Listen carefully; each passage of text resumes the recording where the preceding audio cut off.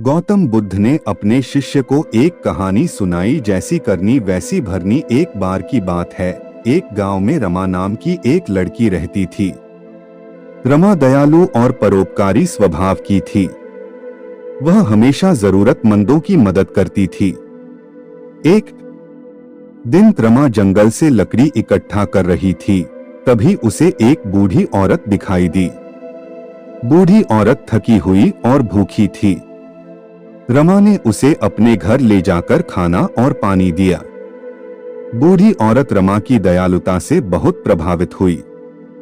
उसने रमा को एक जादुई बीज दिया और कहा, यह बीज तुम्हारी दयालुता का फल देगा।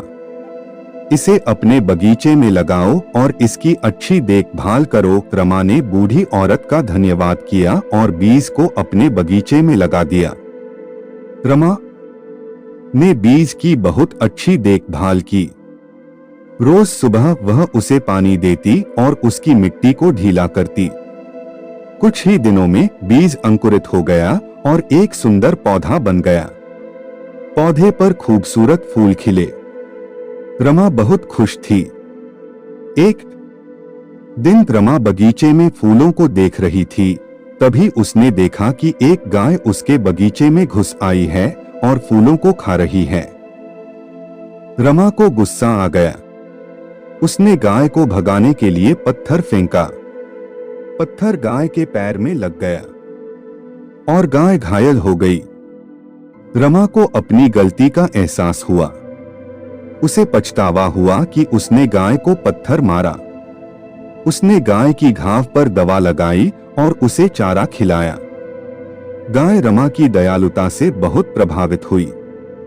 कुछ दिनों बाद रमा ने देखा कि पौधे पर एक फल लगा है। फल बहुत बड़ा और सुंदर था। रमा ने फल को तोड़ा और उसे अंदर ले गई। उसने फल को काटा और देखा कि उसके अंदर सोने के सिक्के भरे हुए हैं। रमा बहुत खुश थी। उसे एहसास हुआ कि जैसी करनी वैसी भरनी। उसने अपनी दयालुता से दूसरों की मदद की और उसे बदले में फल मिला। नैतिकता, जैसी करनी वैसी भरनी। हम जो कर्म करते हैं उसका फल हमें जरूर मिलता है।